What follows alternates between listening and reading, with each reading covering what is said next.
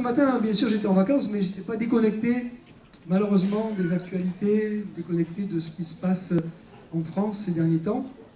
Et je reconnais que les événements récents, Nice, la promenade des Anglais, Munich et son centre commercial, l'église de Saint-Étienne du Rouvray, m'ont inspiré quelques réflexions que j'aimerais partager avec vous ce matin. Alors, je n'ai pas tellement l'habitude de réagir sur l'actualité, mais je ne sais pas, en écoutant tout ce que j'ai entendu cette semaine et puis dans les derniers jours, ça m'a vraiment donné envie de partager avec vous certaines choses qui me semblent importantes. Voilà, pratiques. Alors je ne veux pas vous gâcher les vacances, j'espère que je ne vais pas vous gâcher vos vacances, mais je crois que j'ai des choses graves à vous dire ce matin. Voilà. Alors j'aimerais lire avec vous d'abord, pour introduire mon sujet, Matthieu chapitre 24, verset 4. Matthieu 24, verset 4. Et nous lisons ce que Jésus nous a dit il y a 2000 ans en arrière. Matthieu 24, verset 4. Jésus leur répondit, prenez garde que personne ne vous séduise, car plusieurs viendront sous mon nom, disant c'est moi qui suis le Christ ou le Messie, et ils séduiront beaucoup de gens. Vous entendrez parler de guerre et de bruit de guerre. Gardez-vous d'être troublés, car il faut que ces choses arrivent, mais ce ne sera pas encore la fin. Une nation s'élèvera contre une nation, et un royaume contre un royaume. Et il y aura en divers lieux des famines et des tremblements de terre. Tout cela ne sera que le commencement des douleurs. Alors on vous livrera au tourment, et l'on vous fera mourir, et vous serez haïs de toutes les nations à cause de mon nom. Alors aussi plusieurs succomberont, et ils se trahiront, se haïront les uns les autres. Plusieurs faux prophètes s'élèveront, et ils séduiront beaucoup de gens. Et parce que l'iniquité se sera accrue, l'amour du plus grand nombre se refroidira. Mais celui qui persévérera jusqu'à la fin sera sauvé. Cette bonne nouvelle du royaume sera prêchée dans le monde entier pour servir de témoignage à toutes les nations. Alors viendra la fin. Amen. Donc le thème de mon message ce matin, c'est persévérer jusqu'à la fin. Et je pense que nous sommes vraiment dans des temps difficiles, des temps compliqués, où il est important de persévérer dans la foi, comme jamais ça a été important de persévérer dans la foi. Alors nous sommes certainement les uns et les autres un petit peu troublés par ce que nous entendons, ce que nous voyons. Et j'ai relevé quelques statistiques ce matin, c'est que des chiffres, mais bon, les chiffres parlent d'eux-mêmes parfois. Depuis janvier 2015, donc un an et demi à peu près, il y a eu 65 attentats terroristes un peu partout sur la planète. Un an et demi, 65 attentats terroristes. Et depuis les années 80, il y a eu plus de 4000 attentats. 4000 attentats faisant des milliers de morts un peu partout dans le monde. Mais jusqu'à présent, ça se passait un petit peu loin de nous, loin de chez nous. Mais depuis, il y a eu les tueries de Toulouse et de Montauban. Il y a eu Charlie Hebdo. Il y a eu l'hypercachère de la porte de Vincennes. Il y a eu le Bataclan. Il y a eu Magnanville et ce couple de policiers tués chez eux. Il y a eu le massacre de la promenade des Anglais. Il y a eu l'église de Saint-Étienne du Rouvray. Le président François Hollande a dit cette semaine, je le cite, la guerre va être longue et difficile.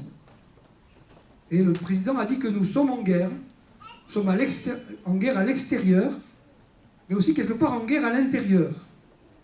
Et il a dit la guerre va être longue et difficile, et plusieurs hommes politiques ont parlé cette semaine de guerre civile. Un homme politique disait cette semaine, un homme important, disait qu'il y a 11 000 fiches S en France.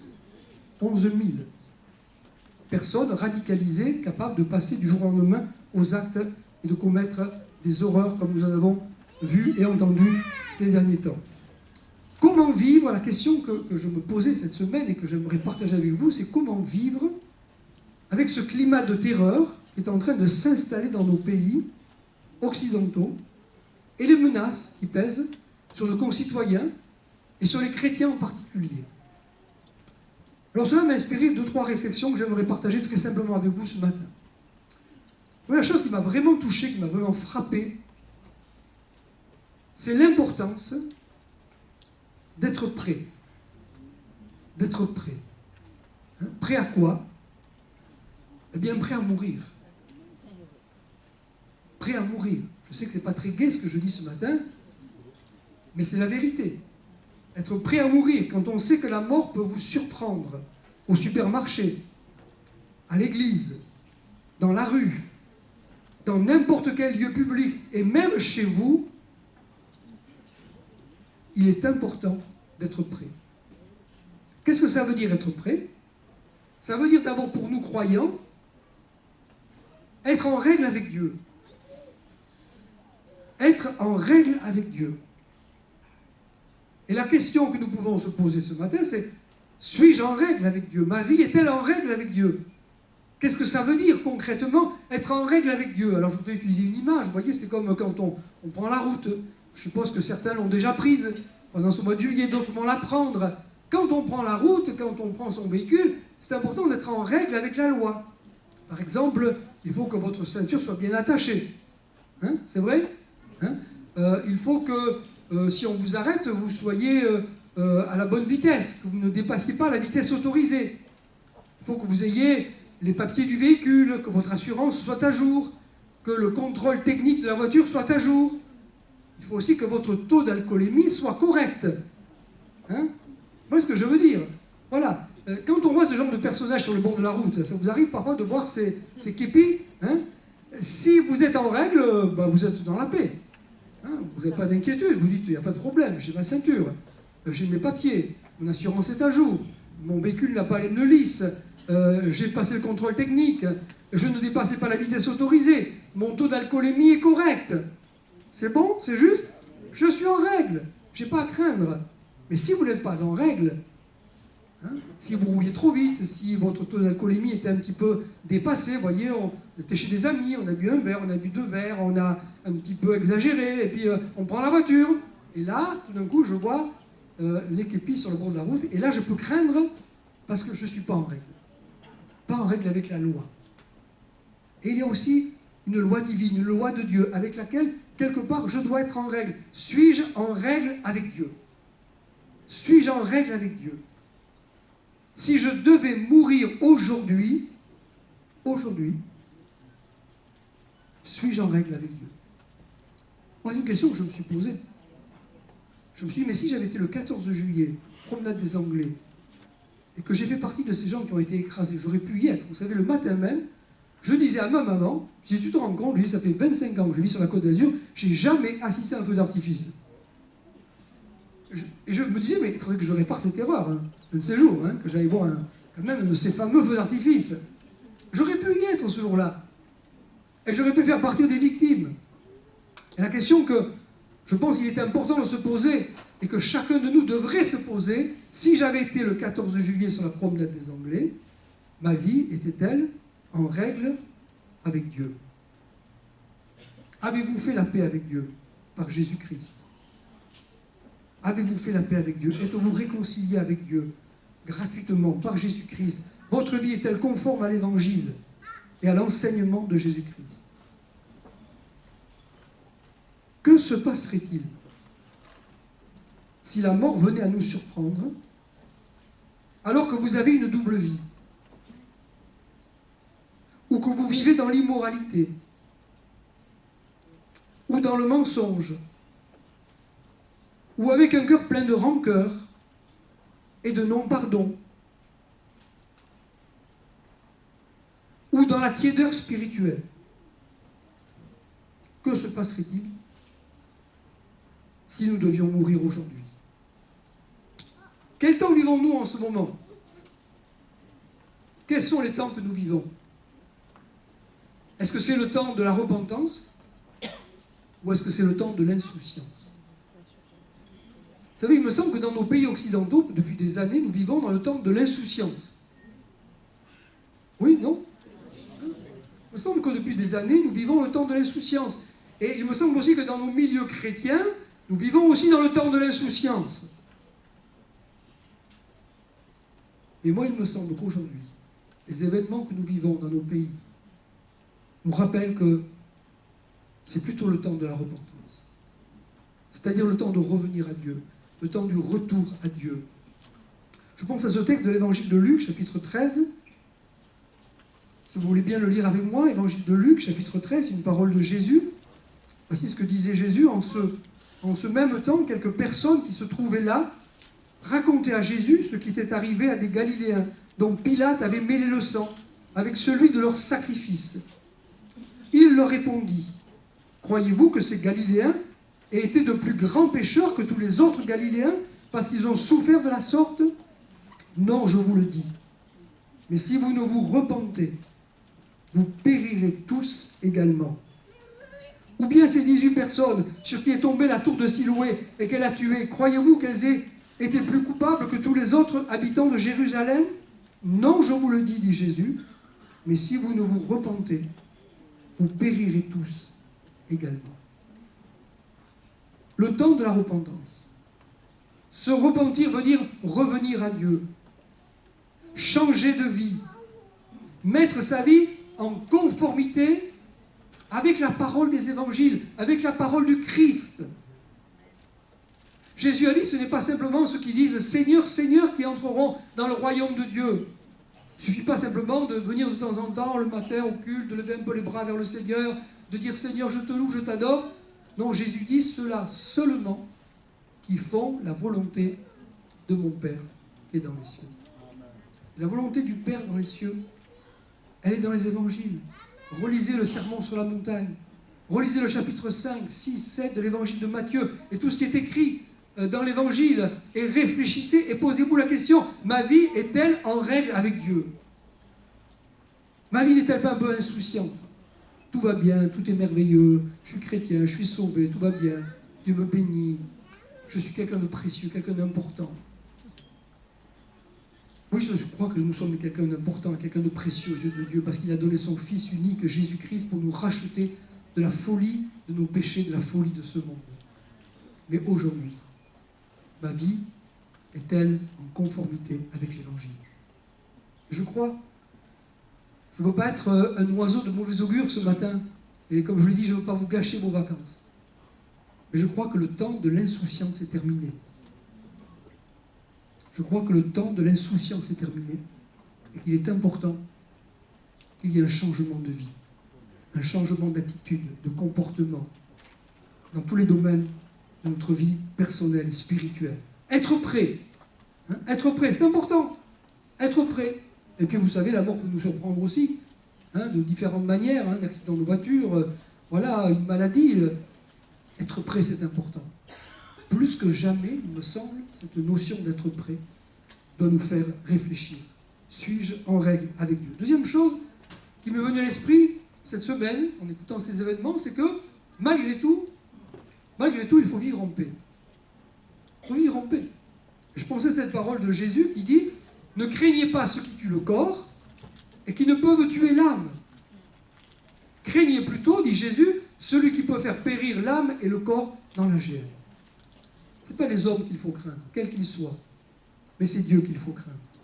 C'est lui qu'il faut aimer. C'est lui qu'il faut respecter. Vous savez, moi je crois dans ces temps troublés, dans ces temps difficiles, que Dieu est notre sécurité.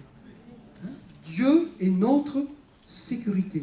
Dieu est ma sécurité. À condition, bien sûr, de le prendre pour refuge. À condition, bien sûr, d'avoir une vie conséquente avec lui. Et pas une vie superficielle. Moi, je crois que Dieu veille sur ses enfants. Moi, je crois que Dieu veille sur ses enfants. Et que Dieu les protège. Vous savez, le matin du 14 juillet, il y avait l'allocution présidentielle. Moi, je l'écoutais un petit peu comme vous tous, je pense. Et dans son allocution présidentielle, le président, François Hollande, a dit « Ma mission est de vous protéger ». Vous l'avez entendu? Comme moi, matin du 14 juillet. Il a dit « Ma mission est de vous protéger ». Et il a insisté en disant « Je vous protégerai ». Je me demande où il était le soir du 14 juillet. Mais bon. Ma mission est de vous protéger. Et puis il y a eu cet assassinat à Saint-Étienne du Rouvray, et suite à ça, le président a fait une nouvelle déclaration, et là j'ai remarqué que le discours a un peu changé. Et il a dit ceci: on ne peut pas mettre une protection devant chaque lieu de culte, devant chaque église, devant chaque mosquée, devant chaque temple. Soyez donc vigilants. Vous voyez, c'est plus je vous protégerai, c'est soyez donc vigilants. Ça veut dire en clair, débrouillez-vous. Hein, on a reçu cette semaine un document de la préfecture qui dit à peu près ça, quoi. Hein. Voilà, débrouillez-vous au fond, hein, soyez vigilants, faites attention. Bon. Réfléchissez, est-ce qu'il faut mettre des gardes à l'entrée de l'église? Moi je ne crois pas qu'il faut mettre des gardes. Parce que moi je crois que c'est Dieu notre garde. Je crois que c'est Dieu qui nous protège. Et ça fait du bien de se rappeler certaines promesses de l'Écriture. Vous savez, je pensais au psaume 91 par exemple, que notre frère Jean-Paul méditait il y a quelques mois en arrière. Il me semble que c'était un psaume prophétique. Vous voulez bien qu'on relise un petit peu le psaume 91 et les paroles du psalmiste, qui sont des paroles vraiment qui font du bien. Des paroles qu'il faut relire dans des périodes troublées comme nous passons. Le psalmiste dit: celui qui demeure sous l'abri du Très-Haut, hein, notez bien, celui qui demeure sous l'abri du Très-Haut repose à l'ombre du Tout-Puissant. Je dis à l'Éternel: tu es mon refuge, ma forteresse, mon Dieu en qui je me confie. Car c'est lui qui te délivre du filet de l'oiseleur, de la peste et de ses ravages. Il te couvrira de ses plumes. Et tu trouveras un refuge sous ses ailes. C'est une image, bien sûr. Hein. Sa fidélité est un grand bouclier. Le terme hébreu veut dire grand bouclier. Et une cuirasse. Tu ne craindras ni les terreurs de la nuit, ni la flèche qui vole le jour, ni le pistolet, ni l'arme blanche, ni la kalachnikov, ni la peste qui marche dans les ténèbres, ni la contagion qui frappe en plein midi. Que 1000 tombent à ton côté, et 10 000 à ta droite, tu ne seras pas atteint. Amen. Ça fait du bien d'entendre ces paroles, n'est-ce pas? Paroles de sécurité. Hein?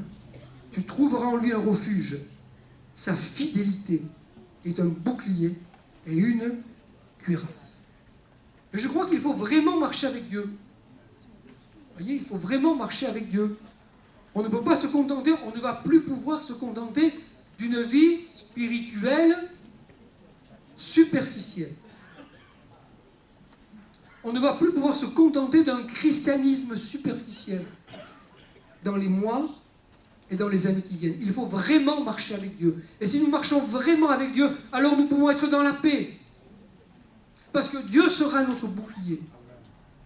Je pense à cette parole que Dieu dit à Abraham dans Genèse chapitre 15. Dieu lui dit: ne crains point, Abraham, je suis ton bouclier. Je suis ton bouclier. Anori, Magen, Lach. Hein? Je suis ton bouclier.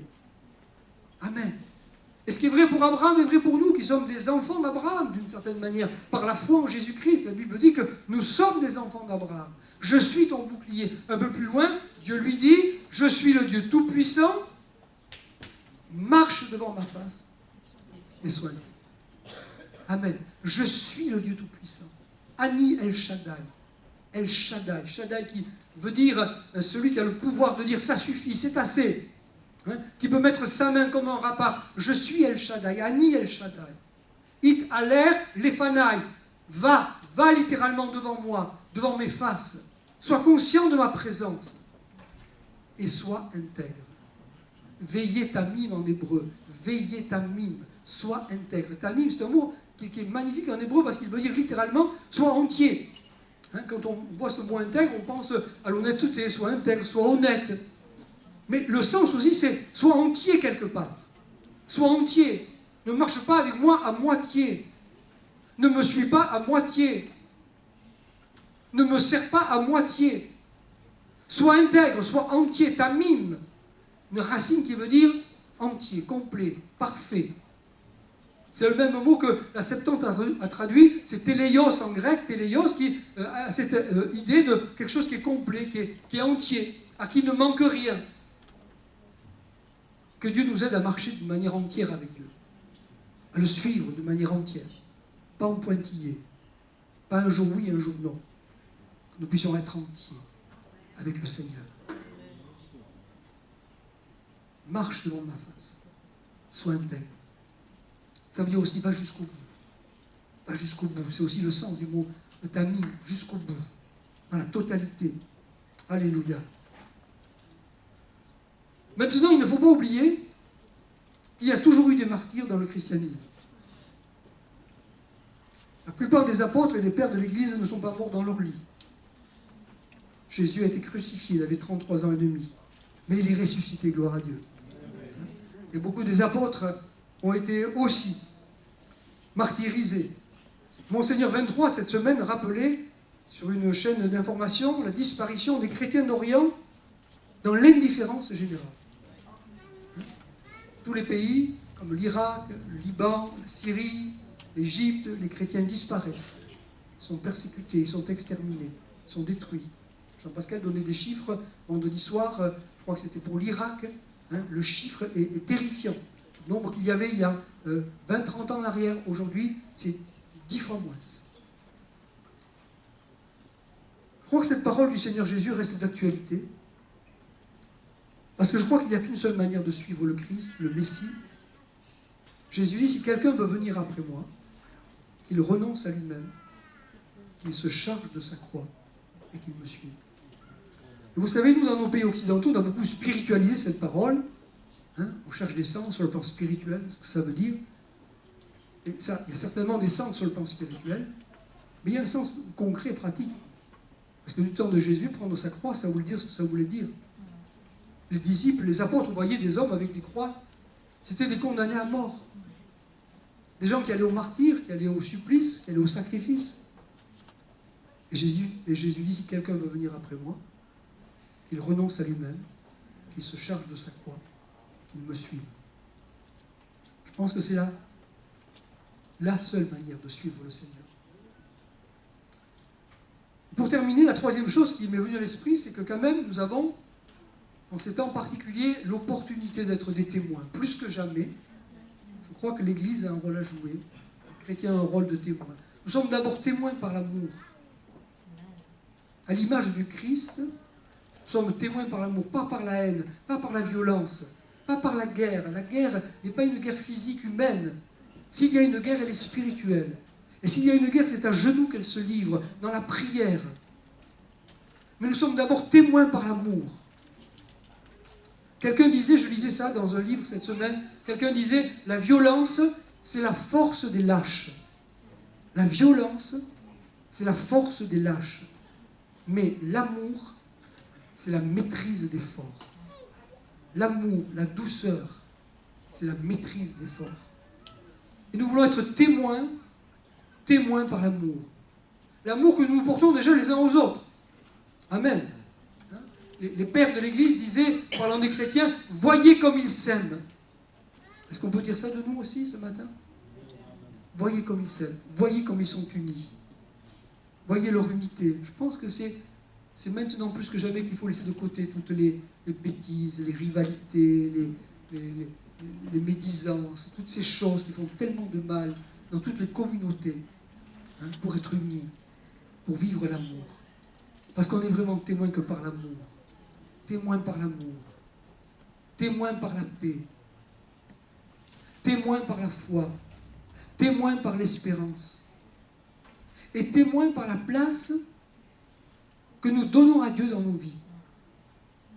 De manière concrète, pas abstraite, vous savez, parce que oui, mais moi, Dieu dans ma vie, c'est important, mais à quoi je vois qu'il est important Dieu dans ta vie? Témoin par la place concrète que nous donnons à Dieu dans notre vie. J'aimerais pour terminer lire un texte dans l'Ancien Testament qui m'a fait penser un petit peu au temps que nous vivons en ce moment. C'est dans 2 Chroniques chapitre 15. 2 Chroniques chapitre 15, verset 1er. Si vous voulez bien lire avec moi. L'Esprit de Dieu fut sur Azaria, fils d'Oded, et Azaria alla au-devant d'Asa, c'était un roi, et lui dit, écoute-moi, Asa, et tout Juda, et Benjamin, l'Éternel est avec vous quand vous êtes avec lui. Si vous le cherchez, vous le trouverez. Mais si vous l'abandonnez, il vous abandonnera. Pendant longtemps, il n'y eut pour Israël ni vrai Dieu, ni sacrificateur, qui enseigne ni loi. Mais au sein de leur détresse, Ils sont retournés à l'Éternel, le Dieu d'Israël. Ils l'ont cherché et ils l'ont trouvé. Dans ces temps-là, point de sécurité pour ceux qui allaient et venaient, car il y avait de grands troubles parmi tous les habitants du pays. On se heurtait, peuple contre peuple, ville contre ville, parce que Dieu les agitait par toutes sortes d'angoisses. Vous donc, fortifiez-vous et ne laissez pas vos mains s'affaiblir, car il y aura un salaire pour vos œuvres. Amen. Amen. Temps difficile, temps troublé, temps de tension, d'angoisse, de peur, n'est-ce pas? Un temps également où il y avait un déclin spirituel. Le texte dit qu'il n'y avait plus pour Israël ni vrai Dieu, ni sacrificateur qui enseigne la loi. Hein? Est-ce que la loi avait disparu? Est-ce que Dieu avait disparu? Est-ce que Dieu était aux abonnés absents? Non, on avait laissé Dieu de côté. La réalité, c'était ça. C'est qu'on avait laissé Dieu de côté. On avait laissé la loi de côté. On avait tourné le dos aux enseignements de la Bible. Alors il y a eu des temps d'agitation. Il y a eu des temps de trouble. Il y a eu des temps d'angoisse. Et dans ces temps de trouble, ces temps d'angoisse, il y a des gens qui sont revenus à Dieu. Ils sont revenus à Dieu. Ils ont cherché Dieu. Et le texte dit qu'ils l'ont trouvé. Et c'est ça qui a fait la différence. C'est ça qui a fait la différence. Et je crois que nous vivons des temps où il faut chercher Dieu, bien-aimé. Où il faut chercher Dieu à nouveau. Pour revenir à Dieu de tout notre cœur. C'est ça la repentance, c'est revenir à Dieu. Redonner à Dieu la place qui lui revient. C'est vrai que l'évangile est un message de grâce. Un message de grâce. Dieu nous offre en Jésus-Christ le pardon de nos péchés. Ce n'est pas en fonction de nos mérites, de nos efforts. C'est par la foi en Jésus-Christ que nous sommes pardonnés, que nous sommes réconciliés avec Dieu. Dieu est toujours prêt à nous donner son amour, à nous faire expérimenter sa présence. Et cet amour nous est donné pour être des témoins. Des témoins de son amour, témoins de sa puissance, témoins de sa proximité, témoins de sa présence. Amen. Mais je pense qu'il nous appartient ce matin de chercher le Seigneur, de le chercher tout à nouveau, de rechercher, comme nous l'avons entendu ce matin, le Saint-Esprit, la présence, la puissance du Saint-Esprit dans nos vies. Vous recevrez une puissance, le Saint-Esprit, et vous serez mes témoins. Je termine en rappelant que ce combat, pour nous chrétiens, n'est pas un combat physique, n'est pas un combat humain. C'est un combat spirituel. Un combat spirituel. C'est à genoux que nous remporterons ce combat.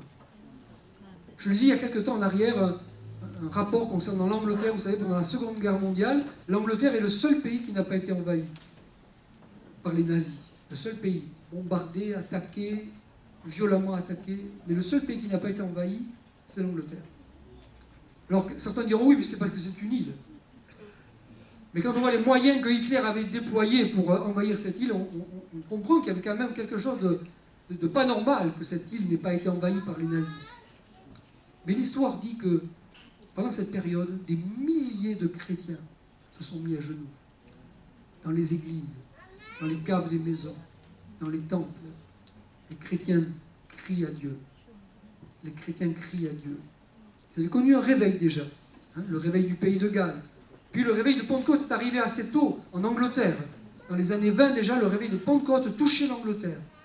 Et des milliers de personnes donnaient leur vie à Jésus-Christ et recevaient la puissance du Saint-Esprit. Pendant la Seconde Guerre mondiale, des milliers, des dizaines de milliers de chrétiens ont fléchi les genoux devant Dieu et ont crié à Dieu pour que Dieu épargne l'Angleterre. Amen. Et Dieu l'a fait. C'est tellement important de se mettre à genoux, de crier à Dieu. Hier après-midi, pendant le culte à la maison d'arrêt de grâce, j'étais impressionné pendant que mon frère David faisait chanter un chant, « Viens me transformer ». Un détenu est tombé à genoux pendant le chant. Vous savez, on était une vingtaine, on se met en arc de cercle comme ça, donc tout le monde voit tout le monde, et un détenu là est tombé à genoux. Waouh! Pour dire, Seigneur, viens me transformer. Il pleurait à chaudes larmes, en chantant, viens me transformer, viens me libérer. Et tous les autres détenus regardaient avec étonnement, en disant, mais qu'est-ce qui se passe? Mais qu'importe le regard des autres. Il était à genoux. À la fin du culte, pendant l'appel, un autre s'est mis à genoux pour dire, Seigneur, viens me pardonner. Viens me changer. Amen. Je crois, bien-aimé, que le temps de l'insouciance est terminé. Et que c'est le temps de la repentance. C'est le temps de chercher Dieu. C'est le temps de se remettre debout. Amen. De redonner à Dieu la place qui lui revient dans nos vies. Amen. Musiciens vont me rejoindre. Je voudrais rappeler ces 3 choses toutes simples que j'ai dit ce matin. Soyons prêts. Soyons prêts. N'ayons pas peur de la mort ce matin. Soyons prêts. On ne sait pas de quoi demain sera fait. Mais soyons prêts. Moi, il me semble que les événements qui se passent dans nos pays nous rappellent plus que jamais qu'on ne peut pas vivre de manière superficielle. On ne peut pas être léger dans notre foi. On ne peut pas être léger dans notre vie spirituelle. Soyons prêts. Soyons en règle avec Dieu. Ce matin, examinons nos cœurs. Et ce matin, disons, Seigneur, aide-moi à mettre ma vie en règle avec toi. Peut-être j'ai oublié d'attacher ma ceinture. Peut-être ce matin, j'ai oublié mes papiers. Peut-être ce matin, je vais un peu trop vite. Peut-être j'ai commis quelques excès. Je veux te demander pardon ce matin, Seigneur. Je veux mettre ma vie en règle avec toi. Je veux vraiment marcher avec toi. Parce que toi seul, tu peux être mon bouclier ce matin. Toi seul, tu es ma protection. Toi seul, tu es mon défenseur. Tu es un Dieu vivant, un Dieu puissant. Tu es un Dieu aimant. Tu es un Dieu fidèle. Mais tu veux qu'on s'attache à toi avec sérieux et avec application. Aide-nous, Seigneur, à vivre dans la paix. À ne pas être angoissé, ne pas être inquiet. Mais à vivre dans la paix. Parce que toi seul es notre bouclier, notre grand bouclier. Et puis, Seigneur, je te prie, aide-nous à être des témoins. Que l'Église, dans les mois qui viennent, dans les années qui viennent, soit un lieu de refuge. Que tous ceux qui ont le cœur agité, le cœur troublé, puissent trouver dans l'Église un lieu de refuge, une oasis spirituelle, un lieu de sécurité. Merci, Père. Merci de fortifier ton peuple ce matin, de fortifier ton Église. Merci pour Jésus-Christ, notre Sauveur. Merci pour le Christ vivant qui vit dans nos cœurs. Oh, merci pour cette présence magnifique, extraordinaire, qui a changé nos vies, qui a transformé nos vies. Merci pour l'amour, la paix, la joie que tu nous donnes dans ces temps difficiles. Aide-nous à partager cet amour, à partager cette joie, à partager cette paix avec ceux qui nous entourent. Bénis nos amis musulmans ce matin. Bénis nos amis catholiques, nos amis protestants. Quelles que soient les confessions, Seigneur, que partout des hommes puissent connaître le Dieu de paix, le Dieu de grâce, le Dieu de Jésus-Christ. Merci pour ta présence et ton amour ce matin.